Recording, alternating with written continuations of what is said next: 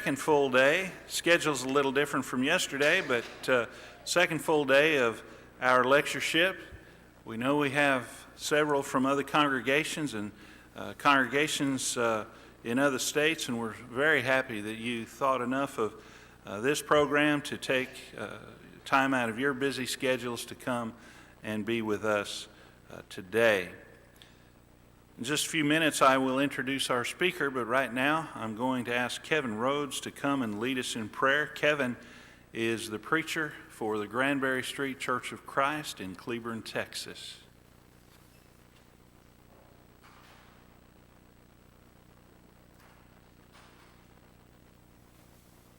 Let's bow.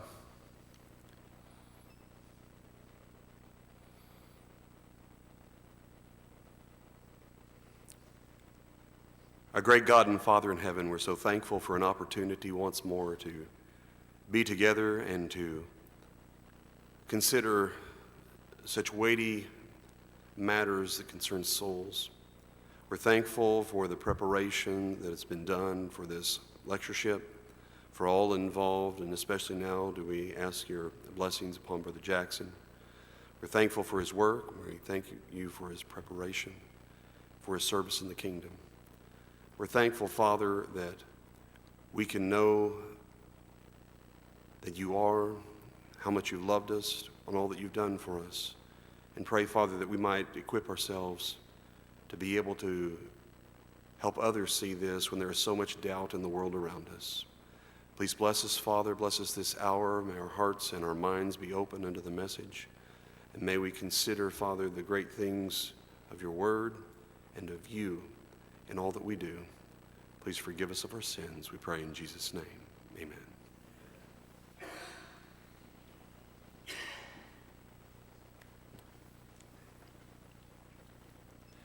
Our speaker this morning is Jason Jackson.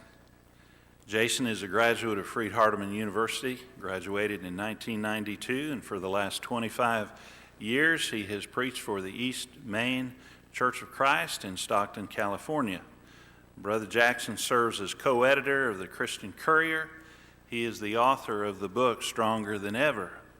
He and his wife Jill have 3 daughters, and I have known or been acquainted with him since he was a little boy. He may not remember any of that, but I have a great fondness for him and a great fondness for his family. I appreciate the good work that he has done over the years and the kind of man that he is, and I know that we are in for a great study this morning as he seeks to answer or respond to the question, we should say, why don't you believe in the Old Testament?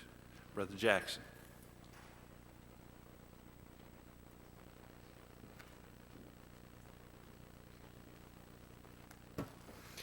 I'm delighted to be here with you today. I'm grateful for the invitation. I do love studying the Old Testament and thinking about its value, and we will do that tomorrow morning since I believe that's on the schedule for tomorrow. So today I will think about with you reaching the atheist. What an amazing opportunity to bring someone along such a long spiritual road. From unbelief to belief, to then conviction that Jesus is indeed the Son of God, whom they did not believe in to begin with, reaching the atheist. You know, we don't have to necessarily be a teacher to be a soul winner. That is, we discuss and we think about many things that we need to consider with reference to the challenges of reaching the unbeliever. Sometimes we may not even feel prepared to have discussions like those. What do we do when we don't feel prepared, at least at the moment, and our friend, our neighbor, our coworker has identified themselves as an unbeliever? Well, we can at least be like Andrew John chapter 1, verses 40 and 41, who, having been introduced to Jesus by John the Baptist, went and first got his brother and brought him to Jesus. That may be our role in reaching an atheist, that we bring them in contact with those who may be able to meet their questions. So let's expand our minds as we begin and think about the many different ways that we might be able to reach the atheist. Take, for example, Kay Levy. Kay was not a graduate of any kind of personal evangelism program. She was a senior in high school. She wasn't a teacher in a formal sense of the word. She was just a young Christian girl who brought someone to Jesus. Her friend wasn't necessarily an unbeliever, certainly not an atheist, but we can be like that. We can be involved in bringing unbelievers to the Lord in many different ways. I invite you to think about a very important passage this morning from Romans chapter 1, wherein Paul gives us some great insight into unbelief. He says in Romans 1 and verse 18, "For the wrath of God is revealed from heaven against all ungodliness and unrighteousness of men who hinder the truth in unrighteousness." This indeed identifies contextually a need for the gospel. He had said that, "I'm not ashamed of the gospel, for it is the power of God unto salvation to everyone who believes, to the Jew first and also to the Greek." Why do we need the gospel, Paul? The wrath of God is revealed. There is sin and impiety and injustice in the world, and God's wrath is being revealed because of it. The fact of the matter is, his wrath is justified because what is noble about God, that which is known of God, has been clearly made known, has been manifest, has been made known clearly. How so? This is where verse 20 provides additional explanation. "For the invisible things of him, since the creation of the world, are clearly seen, being perceived through the things that are made, even his everlasting power and divinity, so that they may be without excuse." There is no excuse. There is no defense for impiety, for irreverence, for injustice in the world, much less unbelief in God himself. There is no excuse for that kind of human behavior because God, look at the main verb of Romans 1:20, his invisible attributes are clearly seen. Not simply seen, but an intensified word that means clearly seen. How are they seen? By the made things, Paul says. And what a powerful and ironic expression to say the invisible things are clearly seen. By seeing what is made, by perceiving with the mind, by using what is around you, the universe, as the basis for a deduction in the alwaysness, Paul says, and the deity of God. That he transcends time and that he transcends all that you see. And thus we, on the basis of looking at the made things, are inexcusable in our conclusions if we say he does not exist and therefore live a self-directed life that often is irreverent and unjust. On April 24, 2011, Stephen James of near Beaverton, Oregon, was having heart palpitations. He had experienced a minor heart attack before in his life, and he knew that what he was experiencing that evening was not good. He wasn't a believer. But he thought, I better find out the answers to these questions. He had a reason to want to believe. And so he began searching. In fact, he began searching in the way that a lot of people do today. They go on the internet, and he found ChristianCourier.com, and he began to read material that fit the human heart, the truth that correlates with the way God made the mind, and became a believer, indeed found the New Testament church in his area, became a Christian. But as we think about the challenge of that type of spiritual journey, the heart of our message this morning is realizing that many times our challenges involves answering various objections that people have. Which I think is fascinating, don't you, that much of the conversations revolving around reaching atheists are answering their objections to belief in God. The fact of the matter is, most people do.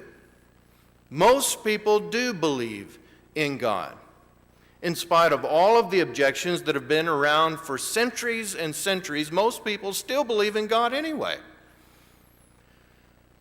But here are the challenges that we often face. First, there are the objections of science, so-called science. That is, today it is extremely popular, at least in evolutionary and atheistic propaganda, to suggest that the idea of God is just archaic. It's old-fashioned. It's a holdover from those superstitious times when people were, dragging their knuckles and grunting around and not knowing the explanation for things like thunder, like we in the modern scientific world do. And so if you want to be a throwback to an earlier time in Earth's ancient history, if you want to be like that, ignorant, and go ahead and believe in God. Science has given us the answer for the way things are. Science allegedly has given us the answer for the origin of the universe in the Big Bang. Science has given us the answer for the origin of the species in Darwinism, supposedly. Science provides us all of these answers. And you know how strongly this is in our society. A couple of years ago, I took our middle daughter, Kara, to Washington, D.C., and we visited the museums and so forth. And in the Smithsonian Museum of Natural History, how much evolutionary propaganda do you think we saw? We went into one room that shows a visual display of human history, the developments supposedly of all of the transitions from ape to mankind. And there was a little booth where you could sit down and a camera would take your picture, and then it would transform it into an image of what you would look like as a caveman. So I did that. And it really upset me because I look a whole lot better as a caveman than I do as a man.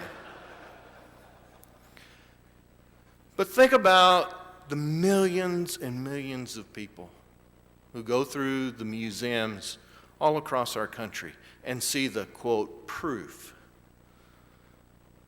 that this is our history. These are our ancestors. How do we reach people who've been so indoctrinated? We could, of course, spend a great deal of time developing at greater length all of these objections that we will consider, but what I want to offer you today is the opportunity to think about cracking the door of reason with our friends who are unbelievers. Sowing some seeds of doubt.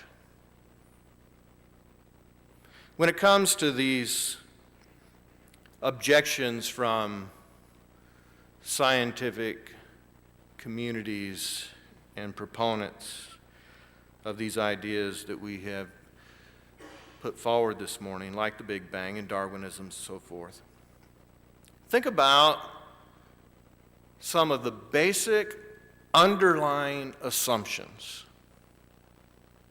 Now, there are no doubt people who in specialized field can speak to things like molecular biology, astronomy, and so forth in a far more advanced and specific way than I can. But I want you to think about some common sense regarding these theories. For we know, as Paul declared, whatever form unbelief takes, it's going to be irrational and indefensible.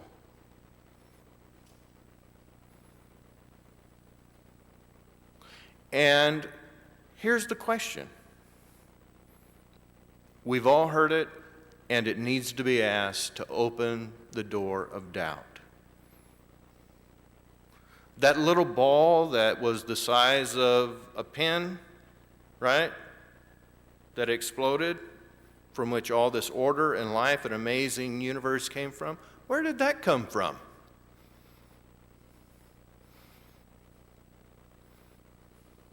And the door of doubt is opened by simply asking people to rationally consider the fact that something cannot come from nothing,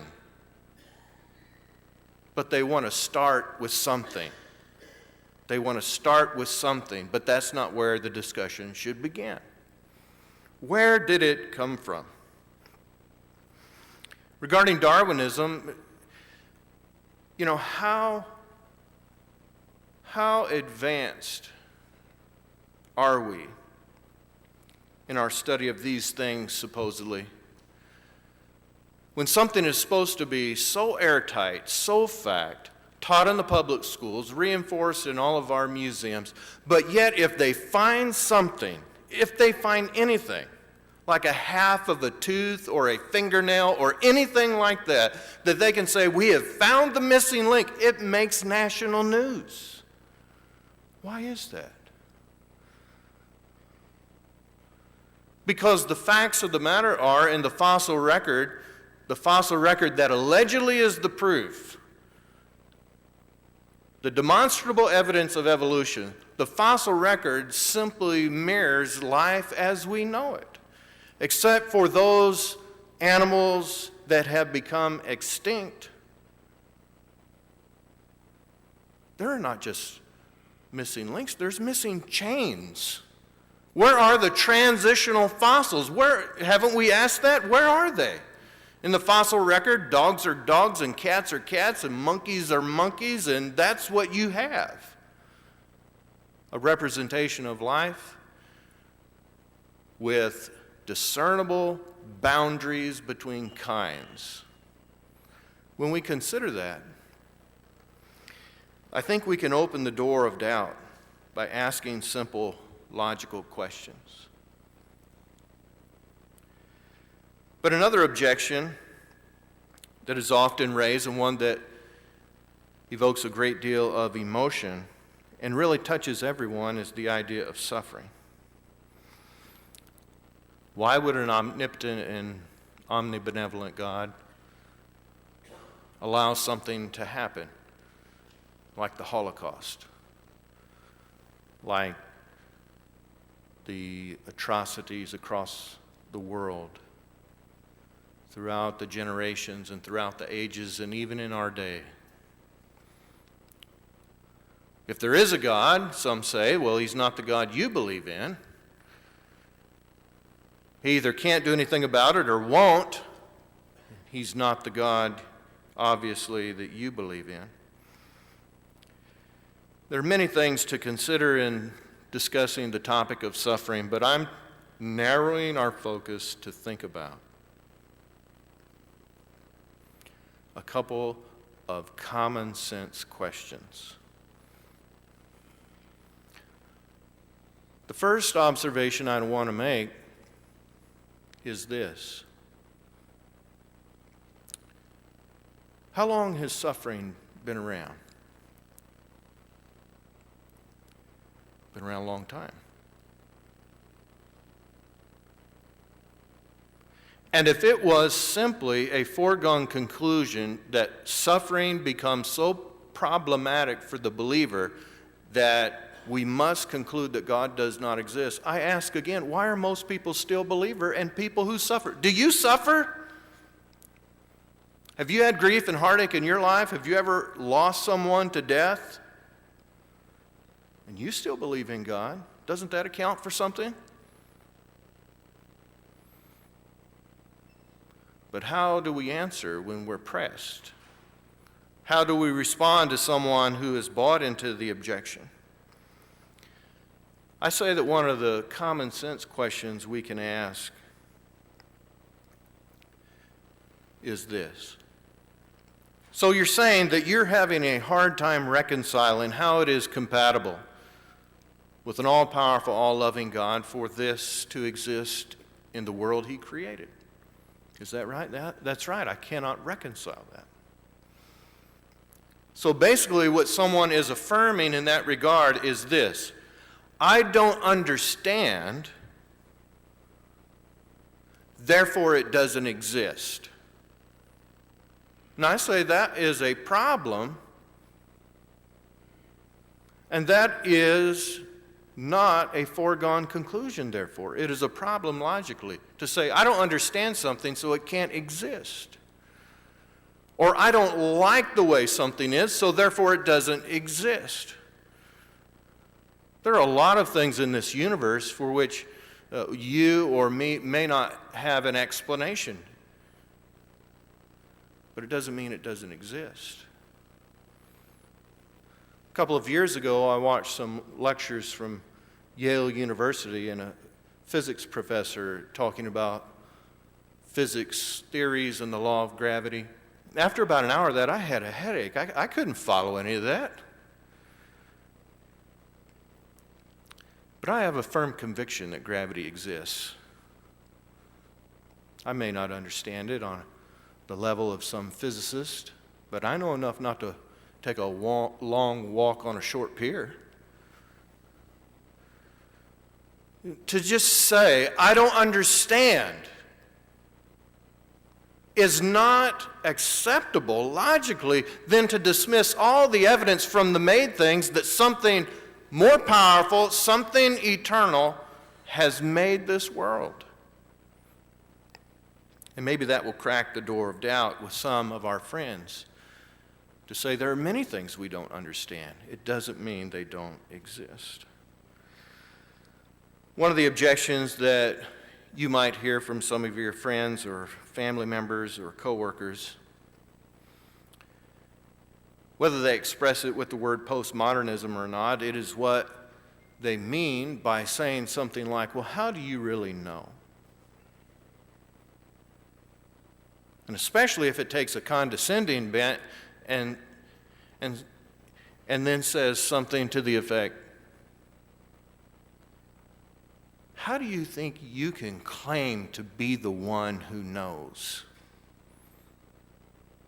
Why do you think you know what the truth is?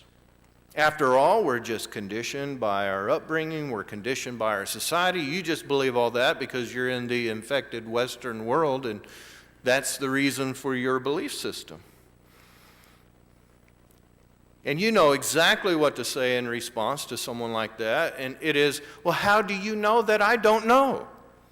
Why are you so certain that knowledge cannot be known?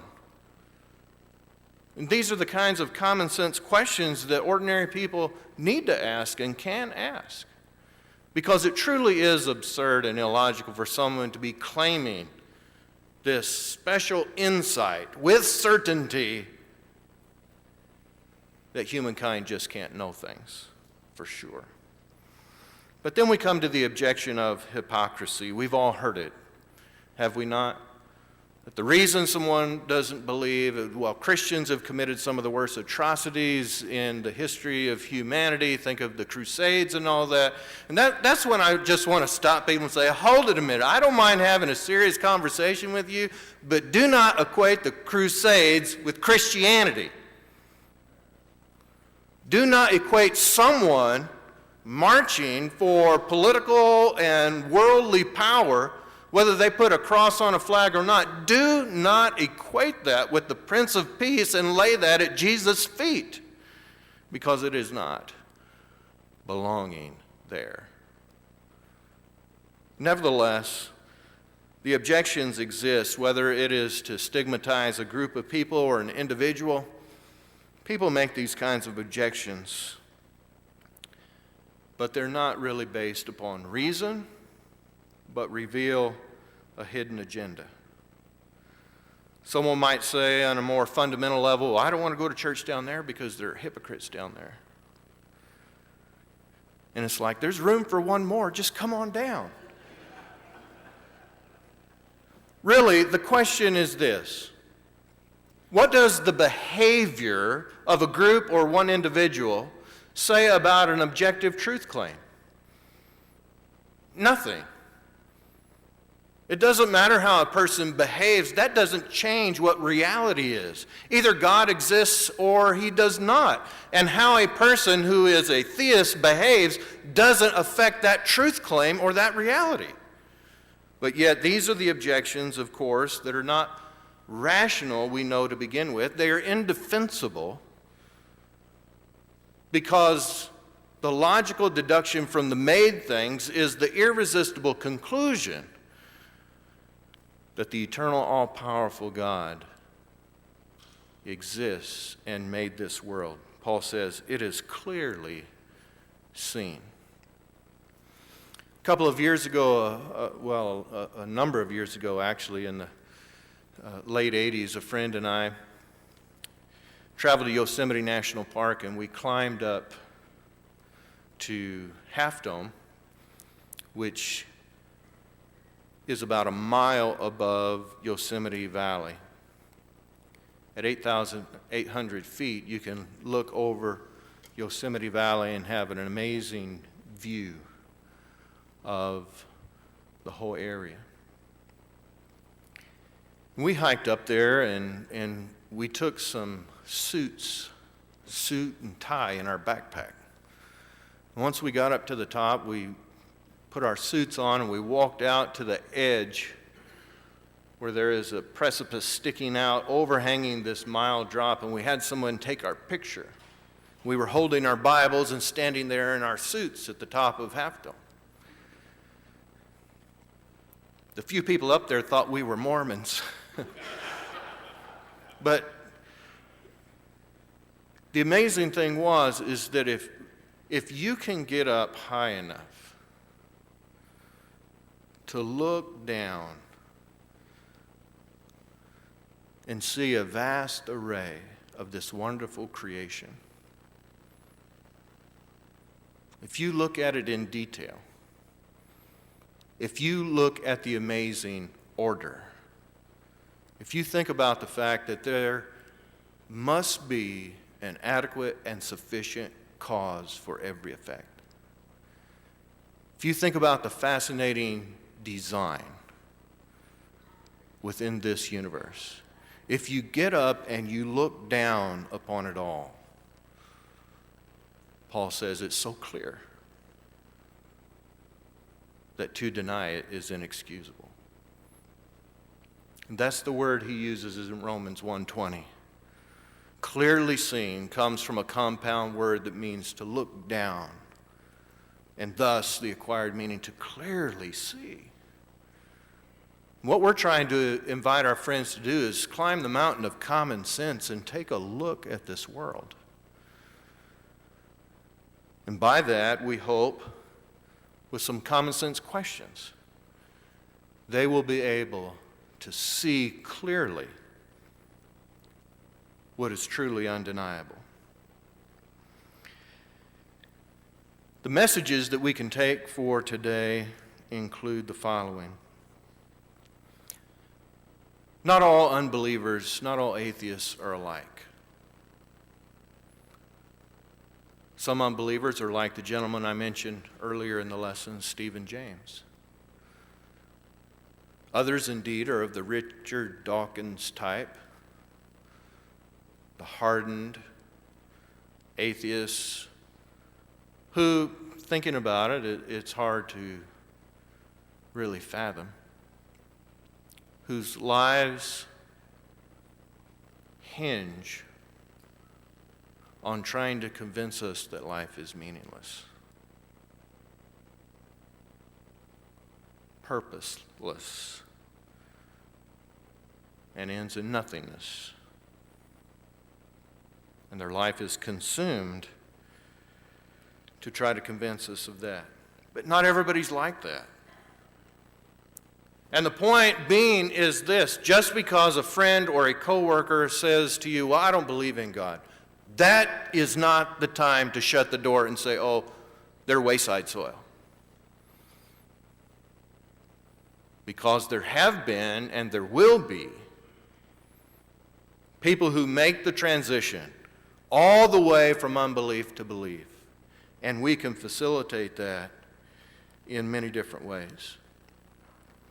That being the case, I hope we will consider the fact that there is no one-size-fits-all approach.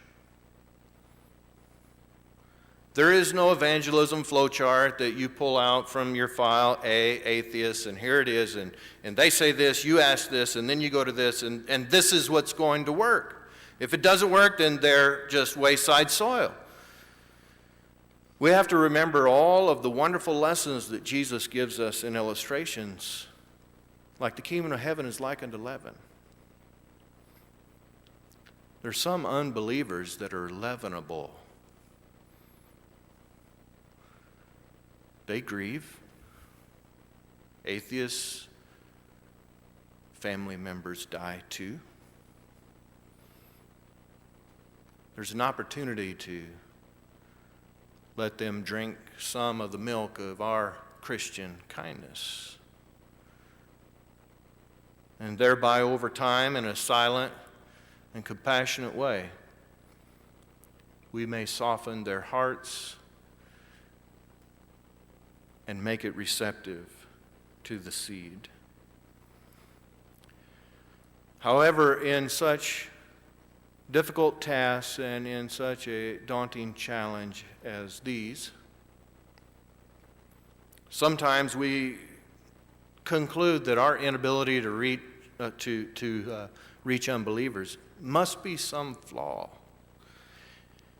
in the fact that we just have not articulated the argument from design correctly. There must be some reason in me that I've not been able to reach said unbeliever. A number of years ago, I was having a discussion with someone who identified themselves as an atheist. And I said, I know what to say. I said, suppose you're walking along a beach somewhere and you find a watch. And you reach down and you pick up that watch. You do not know who made that watch. You did not observe the making of that watch, but you know for a fact that someone made that watch. He said, not necessarily. that was not the answer he was supposed to give. But how do you respond to that? If someone will not admit that the presence of a watch necessitates a watchmaker, that the timepiece that tracks 24 hours has no maker, how are you going to convince them that he who made the 24 hours exists? Now, I don't think the problem there in that particular case was necessarily my inadequate explanation of the argument from design. I don't think that we can place at the feet of Christian people the responsibility for all unbelief in the world or failure to reach people. Any more than Paul was responsible for not reaching everybody in Athens, or Jesus himself was responsible for not reaching many of the Jews. As Paul would say, thinking about the words of God in Romans chapter 10, God is holding his arms out all day long, but yet there are obstinate people. It's sad, but it's true. But we need to take comfort from this reality. Here's what we know with absolute certainty, that whether or not unbelievers acknowledge it, whether or not we are the most adept at articulating various arguments for the existence of God, here's what we do know. The gospel of Jesus Christ is exactly what the human heart needs. It fits perfect. And people may be stubborn, they may be unrepentant, Paul would say in Romans chapter 2. But the gospel does meet the needs of a rational mind that God made and the soul of man. A number of years ago, back I think it was in the summer of '98, I met a man named Dave.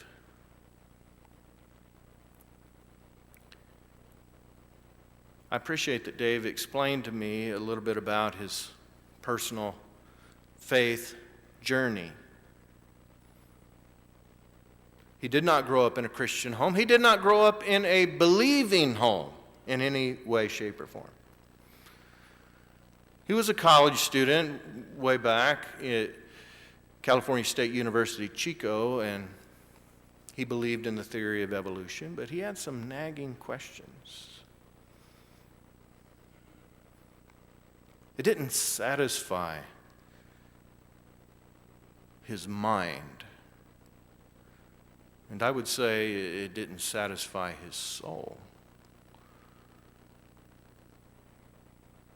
To answer nagging questions, not the least of which is eternity that God has put into the heart. And so he went to his biology professor and he said, "What's the proof for Darwinism? What is the most powerful argument? What is the proof?" And his biology professor just dismissed him and said, "Well, we know it's true."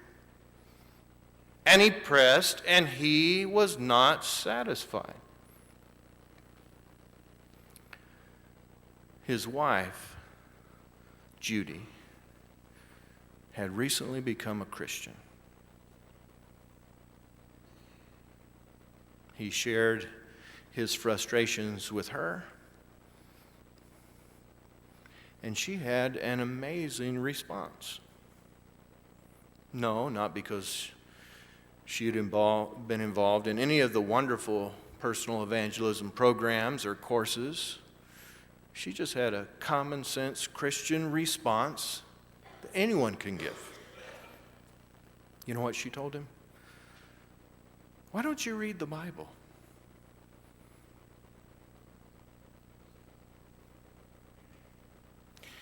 He said, well, I don't even know where to begin. She said, how about page 1? In the beginning, God created the heavens and the earth. That makes sense. And ever since then, by looking out from the high ground of common sense and looking over this creation, men and women have been able to perceive with their mind through the things that are made very, very clearly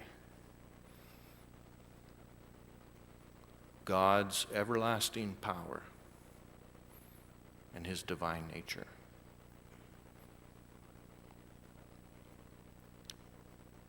And people like Stephen James and people like Dave Bosserman have been led to the truth by simple, common sense questions and by the direction of ordinary people to truth, to reason, and to the gospel of Jesus Christ.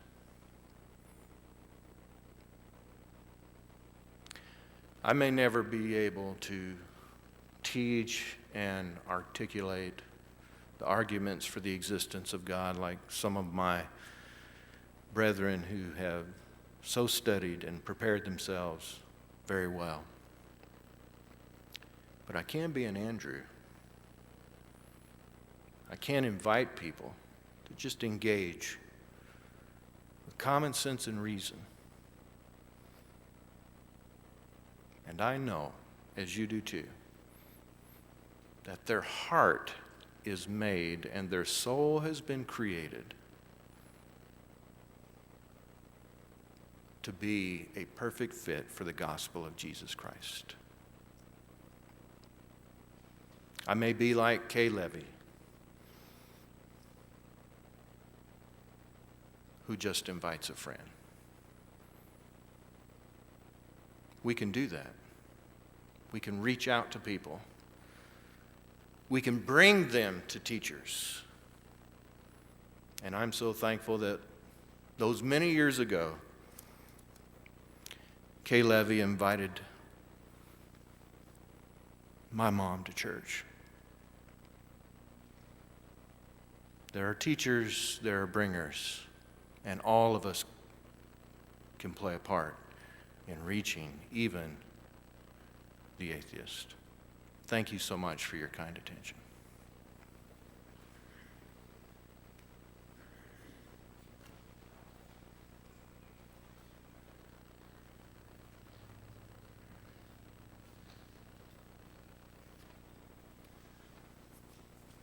Very powerfully done, fantastic study, and very challenging for you and for me. And as we think about reaching the lost, they come in all kinds of ways of thinking, and some excellent concepts and ideas and challenges for us that you've given today, and we cannot thank you enough, Jason. We're glad that you're here and you presented this, and look forward to hearing you again during this week.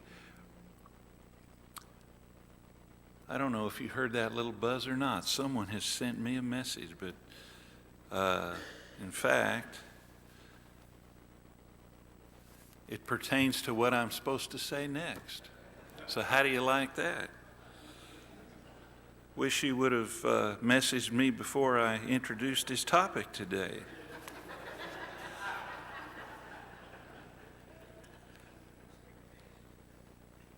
I can't hardly do anything without my glasses.